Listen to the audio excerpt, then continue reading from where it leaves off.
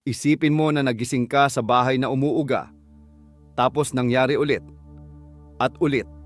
Sa katunayan, nangyari ito 15 beses sa loob lamang ng isang araw. Nabuhos ang kape mo, umaatungal ang mga larawang nakasabit sa pader. Bumibilis ang tibok ng puso mo tuwing gumagalaw ang lupa sa ilalim mo. Hindi ito bangungot mula sa isang disaster movie. Ito ay totoo. At nangyayari ito ngayon sa maraming lugar sa buong mundo.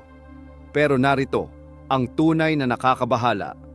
Hindi lang sinusubaybayan ng mga siyentipiko ang mga sunod-sunod na lindol. Natutuklasan nila ang isang bagay na hindi nila inaasahan.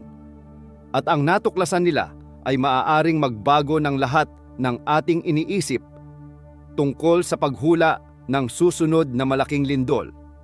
Manatili hanggang sa dulo ng video na ito dahil ang aking ihahayag ay maaaring makaligtas ng iyong buhay balang araw. Hayaan mo akong maglarawan ng tunay na nangyayari sa ating planeta ngayon sa 2026.